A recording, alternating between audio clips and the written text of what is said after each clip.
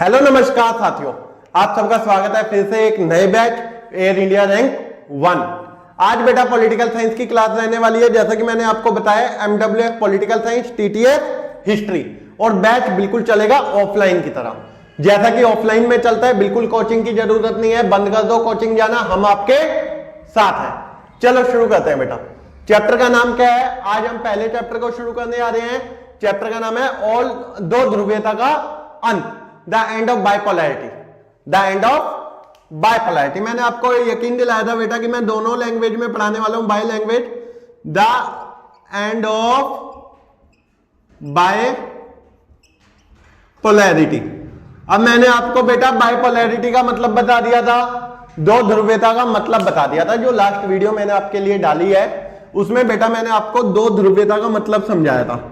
दो ध्रुवीयता की शुरुआत किसकी वजह से हुई थी बेटा? तो आप सबको मैंने बता दिया था कोल्ड वॉर की वजह से। किसकी वजह से? Cold war. कोल्ड वॉर में क्या हुआ था बेटा? शीत युद्ध हुआ था। It was ideological war. कब से कब तक चला था? 1945 से लेकर 1991 तक, यानी कि 1945 से लेकर 1991 तक चला था। किन दो महाशक्तियों के बीच चला था? तो यूएसए और यूएसएसआर के बीच चला था। ठीक है, तो सबसे पहले बेटा कोल्ड वॉर में मैंने आपको पूरे तरीके से डिटेल वीडियो डाल दिया है, जिसमें मैंने आपको दो ध्रुव, फर्स्ट वर्ल्ड, सेकंड वर्ल्ड और थर्ड वर्ल्ड, सब चीजें एक्सप्लेन अच्छे से कर दी हैं। आज हम पढ़ने वाले हैं बेटा द एंड ऑफ बाइपोलैरिटी, यानी कि ये जो दो बाइपोलर बने हुए हैं, बाइपोलर मतलब जो वर्ल्ड दो ध्रुवीय बन रखा है, दो ध्रुवों में, मतलब दो ध्रुवीयता का मतलब क्या है पहले ये समझो। ध्रुव, ध्रुव का मतलब होता है मेरे बच्चा जिस पर कोई चीज टिकी हुई हो। शीत युद्ध के दौरान दुनिया ऐसी बन गई थी जो या तो सभी देश यूएसएसआर के साथ टिके हुए थे या यूएसए के साथ टिके हुए थे। इसी को क्या कहा है मेरे बालक? इसी को कहा है दो ध्रुव, यानी कि बेसिकली दो पावर्स हैं, दो सुपर पावर्स हैं। अब दो सुपर पावर्स में से एक सुपर पावर, यानी कि जो ये हमारी यूएसएसआर है, दैट मीन जो रशिया है, वो क्या हो जाएगी बेटा 1991 में, यानी कि 1991 में कोलैप्स हो जाएगी। कोलैप्स हो जाने का मतलब क्या है मेरे बच्चा? कोलैप्स हो जाने का मतलब है कि ये खत्म हो जाएगी। ठीक है मेरे बालक, कि 1991 में जाके ये कितने हिस्सों में बट जाएगी? 15 हिस्सों में। कितने हिस्सों में बट जाएगी मेरे बालक? 15 नए देशों में बट जाएगी। अब इस चैप्टर में हमें यही पढ़ना है कि आखिरकार, पहले सबसे पहले पढ़ेंगे राइज। राइज का मतलब क्या होता है? राइज ऑफ यूएसएसआर, यानी कि ये जो सोवियत संघ है इसका उदय कैसे हुआ। उदय का मतलब क्या? कैसे ये विश्व पटल पर उभर कर सामने आया, उसके क्या क्या कारण थे, क्यों ऐसा हुआ आखिरकार। फिर उसके बाद पढ़ेंगे बेटा उधर के एक लीडर के बारे में। क्या नाम है? Mikhail Gorbachev. क्या नाम है? Mikhail Gorbachev. ठीक है, उसके बाद मेरे बालक हम पढ़ने वाले हैं आखिरकार डिसइंटीग्रेशन क्यों हुआ। डिसइंटीग्रेशन ऑफ सोवियत यूनियन, यानी कि सोवियत संघ का विभाजन। सोवियत संघ का विभाजन। विभाजन का मतलब क्या होता है मेरे बालक? डिसइंटीग्रेशन। डिसइंटीग्रेशन का मतलब क्या होता है? टूटना। आखिरकार सोवियत संघ क्यों टूटा, यह क्वेश्चन। और फिर उसके बाद उसके परिणाम क्या क्या हुए। परिणाम का मतलब क्या होता है मेरे बालक? कॉन्सिक्वेंसेस। यानी अब देखो कोई भी चीज होती है ना इस दुनिया में, उसका परिणाम यानी कि रिजल्ट जरूर आता है। जैसे भी आपने 11th के पेपर दिए थे, आप पास हुए, 12th में आए। कैसे 12th में आए? क्योंकि 11th के पेपर्स का क्या था? परिणाम था। आई बात समझ? ऐसे ही सोवियत संघ भी टूटेगा तो उसका कोई ना कोई क्या होगा मेरे बालक? परिणाम होगा ही होगा। ठीक है, फिर उसके बाद बेटा एक पॉलिसी अपनाएंगे यहां से। किस चीज की पॉलिसी? Shock therapy. कौन सी पॉलिसी मेरे बालक? Shock therapy. अब शॉक थेरेपी क्या होगा कि किस तरीके से उन्होंने अपनी अर्थव्यवस्था को, अपनी इकोनॉमी को कैपिटलिज्म की ओर मोड़ा, यानी अचानक से कैसे वो सोशलिस्ट की साइड से कहां चले गए? झटका देते हुए कैपिटलिज्म की साइड चले गए। ये चीज भी हमें इसमें पढ़नी है। ठीक है, फिर उसके बाद मेरे बालक हम पढ़ेंगे तनाव और संघर्ष की स्थिति, यानी कि कॉन्फ्लिक्ट। तनाव और संघर्ष, यानी कि अब जो ये सोवियत संघ टूट गया, टूटने के बाद इससे कितने देश बने मेरे बालक? 15 देश बने। कितने बने? 15। अब 15 देशों में क्या क्या स्थिति आई, क्योंकि देखो यार एक एक मेंबर, अगर मान लो एक घर है, घर में 15 मेंबर है, अगर 15 के 15 मेंबर अलग होते जाए, अलग होने का मतलब समझ रहे हो ना मेरा बच्चा? अलग होने का मतलब क्या है? एक एक फैमिली टूट जाए तो उसके सामने कई सारी प्रॉब्लम आएंगी, कई सारे कॉन्फ्लिक्ट आएंगे, कई सारे संघर्ष का सामना करना पड़ेगा। वो सारी चीजें सोवियत संघ पे भी लागू होती हैं। क्लियर? और एंड टॉपिक पढ़ेंगे बेटा, भारत और पूर्व सोवियत गणराज्यों के संबंध। भारत और यूएसएसआर के संबंध। संबंध मेरे बच्चा रिलेशन। संबंध का मतलब क्या हो गया? रिलेशन। ये सारे टॉपिक हम एक एक करके इसमें पढ़ने वाले हैं और बहुत आसान भाषा में। ठीक है, तो चलो आज का पहला टॉपिक शुरू करते हैं मेरे बालक। सबसे पहले सभी बच्चे एनसीईआरटी ओपन कर ले। ठीक है, मैंने आपको बताया मैं एनसीईआरटी के बेस पे चलने वाला हूं। बिल्कुल आपकी एनसीईआरटी बेटा ये रही। ठीक है, आज मैं ऑफलाइन जाकर ले आऊंगा तो कल से बुक में से ही पढ़ाऊंगा। ठीक है, आज मैं फोन में से पीडीएफ ओपन कर रहा हूं, कंटेम्परेरी वर्ल्ड पॉलिटिक्स। ठीक है, अब इसका चैप्टर नंबर मेरे बालक हमें पढ़ना है फर्स्ट। ठीक है, तो आपको ना बेटा यहाँ पे एक डायग्राम दिखाई देगा, सभी वीडियो में देखना बहुत अच्छे से। ठीक है, ये देखो मेरे बच्चा, देखो। ठीक है, ये नजर आ रहा है? ठीक है, ये डायग्राम ओपन करेंगे बेटा। तो बेसिकली ये डायग्राम किसको दिखा रहा है बेटा? तो ऊपर लिखे the Berlin wall symbolise the division between capitalist and communist world. कहने का मतलब क्या है मेरे बच्चा? कहने का मतलब जर्मनी में, अब बर्लिन है, बर्लिन कहां की कैपिटल है? जर्मनी की। ठीक है, अब जर्मनी की कैपिटल बर्लिन में क्या हुआ बेटा? एक वॉल बनाई गई। क्या बनाई गई? एक वॉल। वॉल मतलब मेरे बालक दीवार बनाई गई। ठीक है, जिसे क्या कहा गया? जिसे कहा गया द वॉल ऑफ बर्लिन, यानी कि बर्लिन की दीवार। ठीक है, अब बर्लिन की दीवार क्या था मेरे बालक? तो बर्लिन की दीवार से याद रखना, कई बार 1 मार्क के क्वेश्चन आते हैं। ये कब बनाई गई? तो 1961 में बनाई गई। कब बनाई गई? 1961। ठीक है, इसकी लंबाई कितनी थी बेटा? 150 किलोमीटर। कब तक टिकी रही? 1989 तक टिकी रही। 1989 में इसे गिराया गया था। ठीक है, और 1989 में जब बेटा इसे गिराया गया तो ये 28 वर्ष पूरे कर चुकी थी। ठीक है, अब ये जो बर्लिन की दीवार है, द वॉल ऑफ बर्लिन है, ये किसका सिंबल है मेरे बालक? तो ये सिंबल है, आप कहेंगे सर ये तो कोल्ड वॉर का सिंबल है, ये तो शीत युद्ध का साइन है। किसका सिंबल है मेरे बच्चा? तो आप कहेंगे सर कोल्ड वॉर का सिंबल है। किसका? Cold war. और division between capitalist and communist world. ठीक है, डिवीजन बिटवीन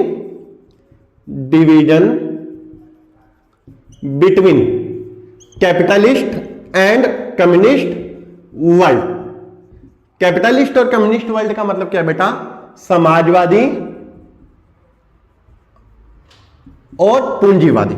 यानी कि सबसे पहले मैंने क्या लिख दिया मेरे बालक? Communist and capitalist. ठीक है, कौन कौन सी दुनिया के बीच का ये अंतर दिखा रहा है? तो ये पूंजीवादी और समाजवादी दुनिया के बीच का अंतर दिखा रहा है।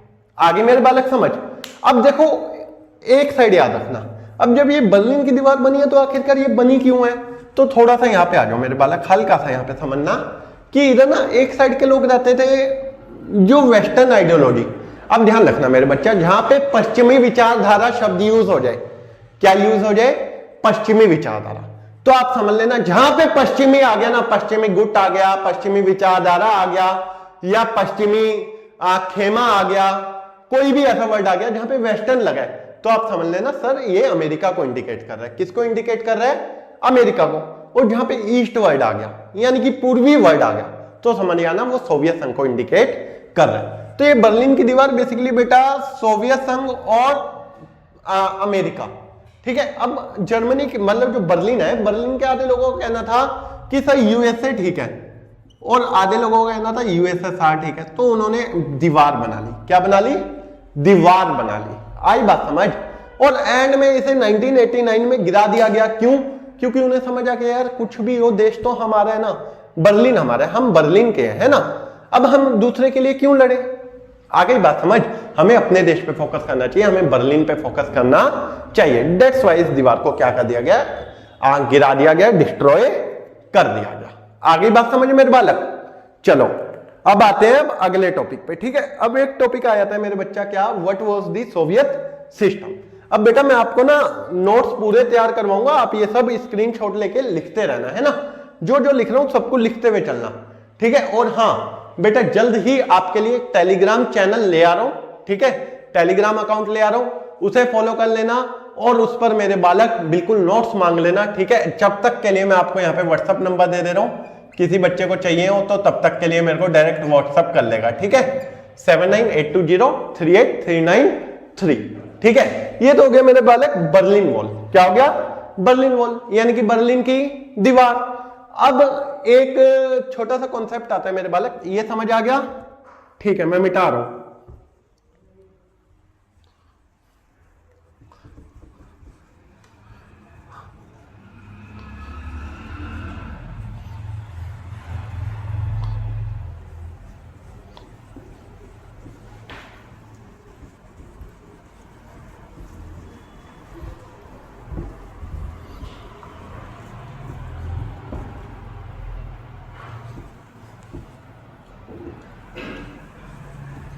देखो अब आएगा बेटा what was the Soviet system, ठीक है, मैरीटाइम डीमैरिट, ठीक है। व्हाट वाज द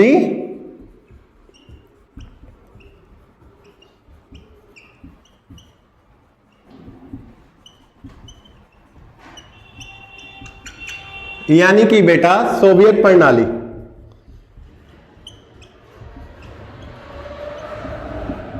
सोवियत प्रणाली, विशेषताएं और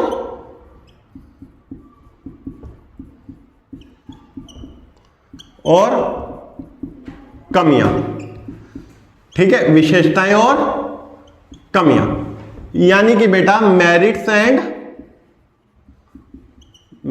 एंड डीमेरिट्स, ठीक है।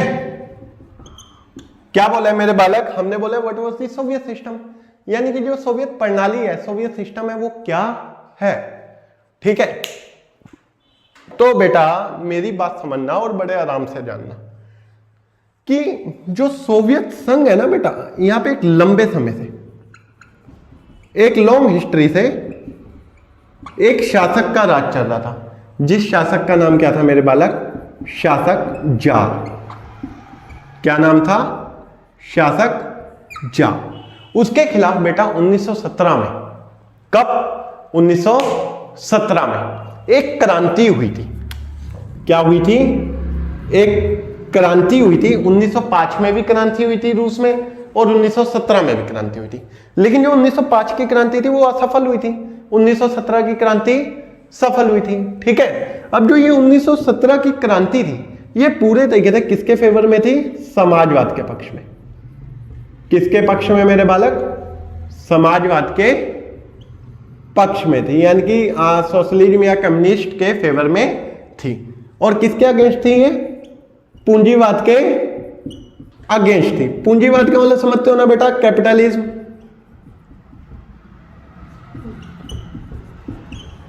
यानी कि it is totally favour to a communist system but totally oppose to capitalist system. किसके अपोज थी ये? कैपिटलिस्ट सिस्टम के अपोज थी, यानी कि ये पूंजीवादी व्यवस्था के खिलाफ थी। सब बच्चों को याद रहेगा, ठीक है। अब इस क्रांति में मेरे बालक, जो 1917 में क्रांति हुई, 1917 में जो रिवॉल्यूशन हुआ, इस रिवॉल्यूशन के बाद जो शासक जार का साम्राज्य चलता आ रहा था, जो शासन चलता आ रहा था, वो क्या हो गया? खत्म हो गया। क्या हो गया मेरे बालक? खत्म हो गया।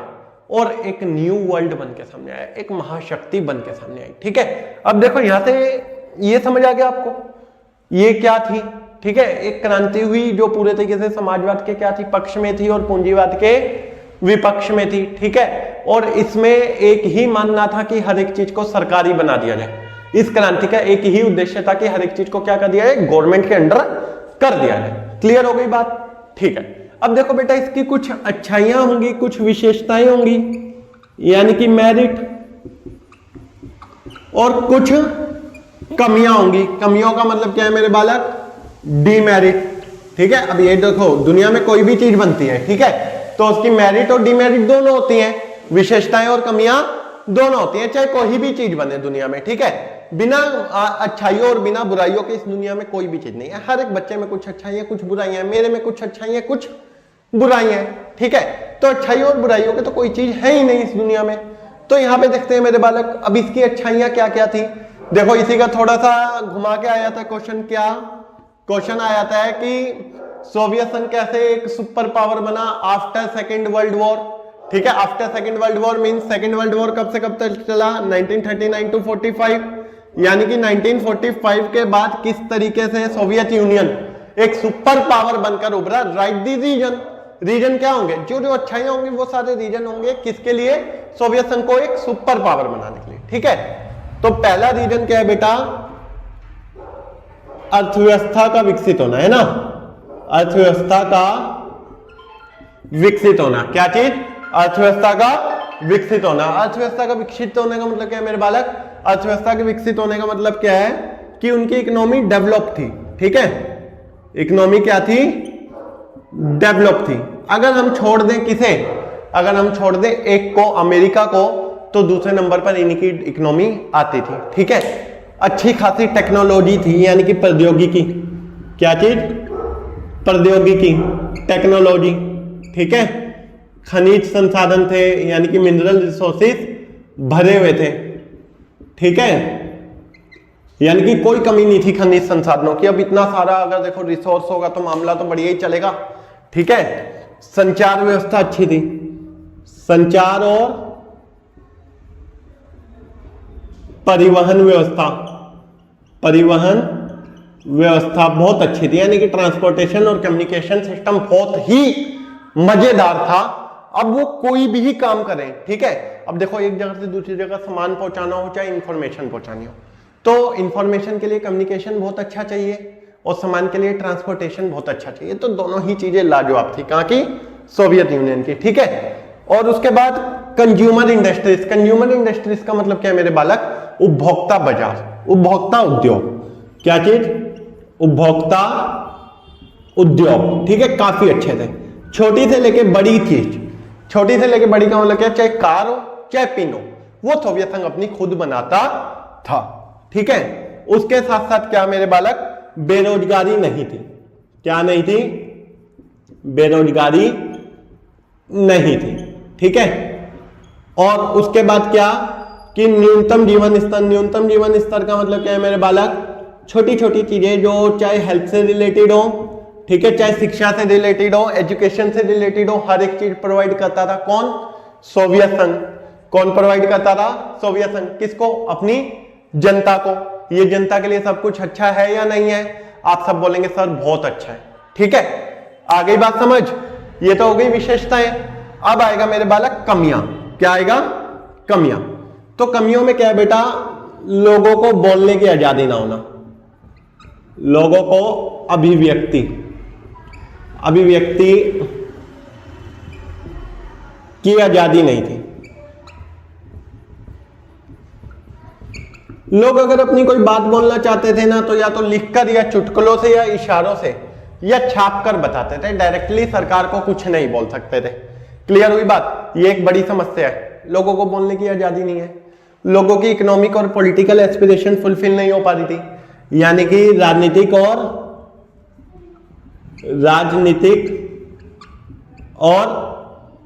आर्थिक आकांक्षाएं, ठीक है। क्या, राजनीतिक और आर्थिक आकांक्षाएं। आर्थिक आकांक्षाओं का मतलब क्या है कि बेसिकली जो पॉलिटिकल और इकोनॉमिक नीड्स है। अब मान लो भैया मेरे पापा मेरे को आईफोन नहीं दिला पा रहे, मैं ठीक है पापा नहीं है तो कोई दिक्कत नहीं है ना, लेकिन अगर पापा मेरे को एक जगह पे कोने में बांध के रख रहे हैं, यानी कि मेरी पॉलिटिकली एस्पिरेशंस को भी फुलफिल नहीं कर रहे, तो यार थोड़ी प्रॉब्लम हो जाएगी, है ना। मैं पापा के अगेंस्ट थोड़ा बहुत तो खड़ा होऊंगा ही होऊंगा, क्योंकि मैं अपनी आजादी की डिमांड करूंगा ना, तो जनता करेगी नहीं करेगी, सर बिल्कुल करेगी, ठीक है। फिर उसके बाद बेटा one party system, one party system. उधर एक ही पार्टी थी, ठीक है, कौन सी, कम्युनिस्ट पार्टी। कौन सी थी, कम्युनिस्ट पार्टी। लगभग 70 ईयर्स तक, अक्रॉस 70 ईयर्स उसने अपना कब्जा रखा, और पूरे तरीके से जो नौकरशाही थी, क्या थी, नौकरशाह। नौकरशाही का मतलब समझते हो, ब्यूरोक्रेसी। क्या, ब्यूरोक्रेसी। तो पूरे तरीके से ब्यूरोक्रेसी को क्या कर रखा था, जकड़ रखा था। किसने जकड़ रखा था, कम्युनिस्ट पार्टी ने। लोगों को गुस्सा आएगा नहीं आएगा? सर बिल्कुल आना जायज है। क्लियर हो गई बात? चलो वेरी गुड बेटा। अगला पॉइंट क्या है बेटा? अब देखो उधर उपभोक्ता बाजार तो था, उपभोक्ता उद्योग था, लेकिन हाँ उनकी जो चीजें बनती थी ना वो अमेरिका के मुकाबले काफी वीक होती थी। क्या होती थी? काफी वीक होती थी। फिर उसके बाद बेटा रशिया का डोमिनेंस, ठीक है, रूस का दबदबा। अब बेटा मैं आपको बताऊं तो सोवियत संघ कितने देशों से मिलकर बना था? आप कहेंगे सर 15 देशों से मिलकर बना था। अब 15 देशों में एक अपना डोमिनेंस बना के बैठा हुआ है। डोमिनेंस का मतलब क्या होता है? दबदबा बना के बैठा हुआ है। अगर अब एक अपना दबदबा बना के रखा होता है तो बाकी को गुस्सा आएगा नहीं आएगा? सर बिल्कुल गुस्सा आएगा, क्योंकि कोई भी नहीं चाहता कि मेरे ऊपर किसी का प्रेशर हो। तो 14 के 14 देशों में राष्ट्रवाद की भावना का उदय हुआ। क्लियर? फिर उसके बाद है बेटा अपने खाने पीने के लिए मामला नहीं था, और 1979 में इन्होंने अफगान वॉर में भी इंटरफेयर किया। किसमें? अफगान युद्ध। अब अफगानिस्तान के युद्ध में 1979 में कह रहे हैं भैया तू लड़, मैं तो ये हथियार प्रोवाइड करूंगा। अरे भैया आप पे खुद पे नहीं है, आप हथियारों के दूसरों को भी प्रोवाइडर बन रहे हैं, तो कहीं ना कहीं आपके लिए समस्या पैदा होगी ही होगी। क्लियर हुई बात? अगर बेटा इतना समझ आया हो और वीडियो बहुत अच्छी लगी हो तो बस यार एक ही गुजारिश है, ठीक है, एक ही ख्वाहिश है आपसे कि यार चैनल को बस सब्सक्राइब करते हुए जाना, वीडियो को लाइक और शेयर करते हुए जाना, ठीक है, ताकि यार हमारा भी थोड़ा सा कॉन्फिडेंस बढ़े, है ना। अगली क्लास में आपके साथ डिस्कस करूंगा मिखाइल गोर्बाचेव। किसको? मिखाइल गोर्बाचेव, और सोवियत संघ के टूटने के कारण और परिणाम। क्लियर? मैं 15-15 20-20 मिनट की वीडियो लाऊंगा डेली बेसिस पे। डेली बेसिस पे आप देखते रहो, आपका हिस्ट्री और पॉल का गारंटी मैं लेता हूं 100 में से 100 की। ठीक है? जय हिंद, जय भारत।